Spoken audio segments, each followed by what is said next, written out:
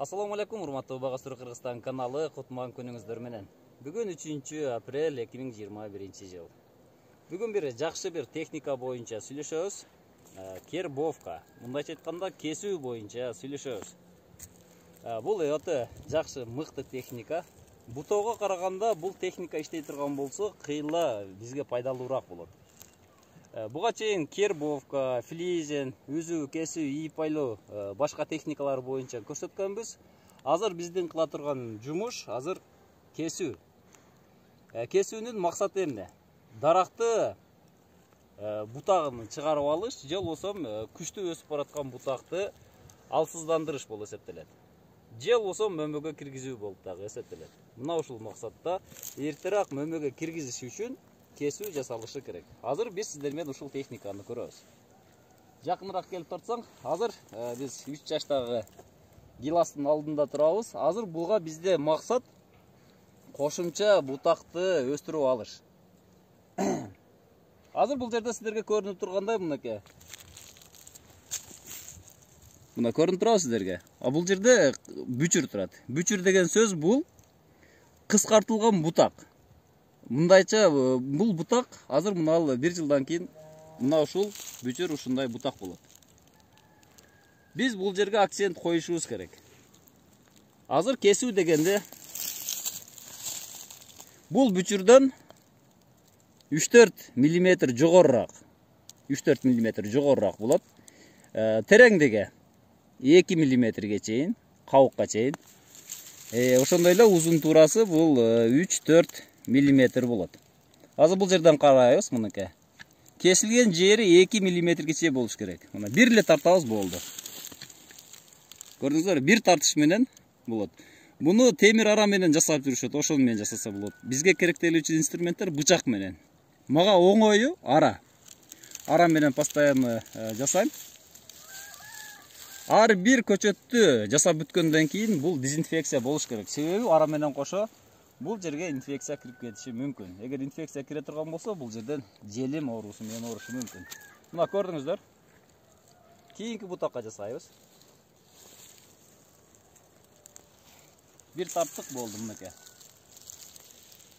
Эгер бул бычак менен жасала турган, кесиле турган болсо, бул 15 күндө заживление болуп кетет, кайра бул бүтүп кетет, бул жара кайра бүтүп кетиши мүмкүн. Ошон үчүн бир аз чоңураак жасаса болот. Эгер бычак менен ала турган болсоңуздар, бир аз чоңураак жасап кое берсеңиздер болот. Бул азыр акцент жогору чыгып келаткан азыкты буруп коюп өстүрүүгө болот. Азык келатат, бул жерге келгенден кийин бул жогору өсө баштайт. Буга акцент коюлду азыр. Эгерде бир күчтүү өсүп аткан бутакты токтотуш үчүн мына жерден жасай турган болсоңуздар, анда бул күчтүү өсүп бараткан бутак токтойт. Мунун техникалары өтө көп. Каласаңыздар мындай пирамида сыяктуу жасасаңыздар болот. Каласаңыздар тоголок жасасаңыздар болот. Каласаңыздар буну сүйрүү абалда жасасаңыздар болот. Былтыры билесиздер, видеодо көрсөткөнмүн. Чоң алмаларга тегерекче салуу деп. Ошол тегерекче салуунун бир түрү бул кербовка, кесүү жасап атабыз. Азыр момент апрель айында сок жүрө баштаган моментте жасалат бул. Азыр биз мөмөнү өстүрүп алуу үчүн жасадык. Эми кийинки көчөткө барайлы. Былтыры кербовка жасаганбыз, жыйынтык кандай болду, ошону көрөлү. Жүрүңүздөр.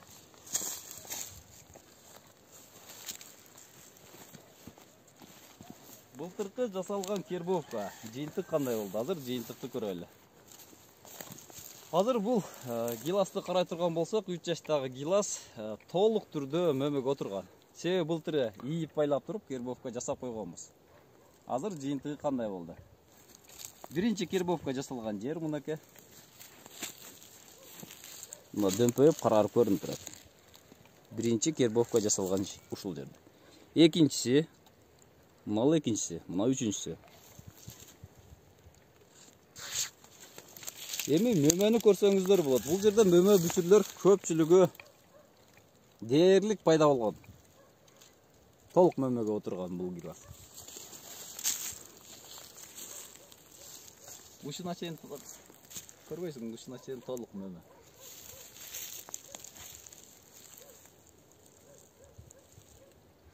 Бұл кесүүнүн жыйынтыгы. Кесүү жана ийип байлоодун жыйынтыгы мына ушундай.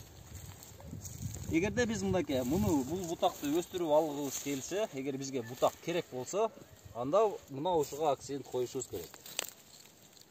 Бир эле тартып койдук, болду. Акцент коюлду. Келаткан азык бул жака барат эми. Мынага дагы коебуз. Эгер бизге бутак керек болсо. Билесиздер, күчтүү өсө турган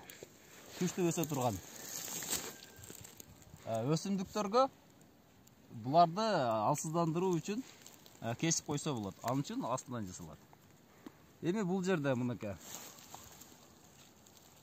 былтыркы жасалган жерде жакыныраак тартып көрсөтсөң болот. Ар бир кесилгенден кийин мына жерде мына гүл букеттер пайда болгон. Мынакей. Демек, кесүү мөмөгө отургузуш үчүн, өстүрүш үчүн жасалат.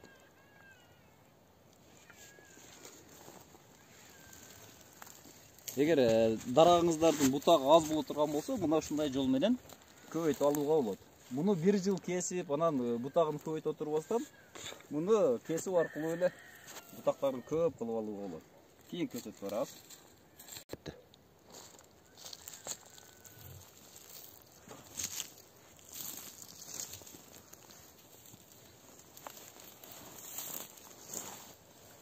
Бизге азыр мына жерде крона арал алыс, бул жерде бутак жок азыр. Биз бул жерден азыр бутактарды өстүрүп алышыбыз керек. Демек, акцент бул жерге коюлат экен. 1, 2, 3. Бул жерден дагы бизге бир бутак керек. Биз бул жерге акцент коюп коебуз. Акцентти койдук, буюрса кийинки жылга тартабыз. Бир тартылган видеонун сөзсүз уландысы болот. Кийинки жылга дагы жыйынтыкты көрсөтөмүн. Былтыр да кербовка боюнча тартып койгонбуз, лентада көрсөңүздөр болот. Быйыл дагы буюрса ушул жерден бутак өсүп чыгышы керек. Акцент коюп койдук азыр. Бул кесүү кайсы айларда жасалат?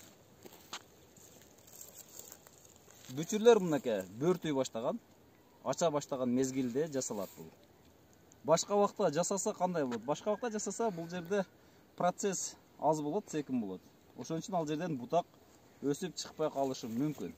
Ошон үчүн азыр мынакей жашыл болуп турат мына бүчүрлөр. Ушул моментте жасаш керек.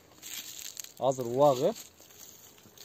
Азыр жасай турган болсоңуздар, бул жерден бутак өсүп чыгат. Эгер ушул жерден бутак мөмөгө айлансын десек, анда муну ийип байлап туруп, ушул жерге жасап койсоңуз, анда ал жерде мөмө пайда болот. Эгер бул тик боло турган болсо, бул жерден бутак өсүп чыгат. Узун ноуда бутак өсүп чыгат. Азыр бул жерде KGB'да кесилген 10 сантиметрлик бутакты көрүп турасыздар. Бул жерде азыр 4 бутакты өстүрүп алышыбыз керек болсо, анда мына ушул жерге дагы жасап койсок болот. Эгер буга жасабасак, бул жердеги биринчи турган бүчүр лидерлик кылат, экинчиси кошумча лидер катары өсүшү мүмкүн. Булар өспөй калышы дагы мүмкүн. Эгер өстүргүбүз келе турган болсо, анда буга кербовка жасап койсок болот. Кетти. Кээ бир бактарда баягы кээ бир мөмөлүү дарактар бар, теректей болуп өсүп кеткен. Чыгайын десең үстүнө чыга албайсың. Ошол жерден дагы бутакты чыгарып алууга мүмкүн. Себеби бул жерде дарактын запас кошумча бүчүрү болот. Ал уктап аткан бүчүр дейбиз. Мына жерде сиздерге азыр бүчүр көрүнбөй турат, бирок бүчүрдүн местасы турат. Мына жерде турат. Мына жерде дөмпөйгөн, катыган жерлери турат мына. Эгер сиздерде ошол жерден бутак чыгарып алгыңыздар келсе, мына ушул жерге акцент жасап коюш керек мына. Азыр бул жерге мага кереги жок, бирок ошентсе да кесип көрсөтөйүн. Ушул жерден керек дей турган болсок, анда ошол дөмпөктүн үстүнөн 3 мм жогору. Чоң дарактардын териси кабыгы калыңыраак болот. Ага чуңкурураак жасалат. Ошондо бул жерден жаңы бүчүр ойгонуп өсүп чыгат. Туугандар, эгерде сиздерге видео жаккан болсо, жакты деген белгисин коюңуздар. Эгер жакпаган болсо, жакпады деп коюп койсоңуздар болот. Менин каналымда биринчи жолу катталып аткан болсоңуздар, анда лайк басып, катталып коюңуздар. Буюрса, бул видеонун дагы уландысы сөзсүз болот. Сиздер менен Багыс Түрк Кыргызстан каналы болду. Саламатта туруңуздар.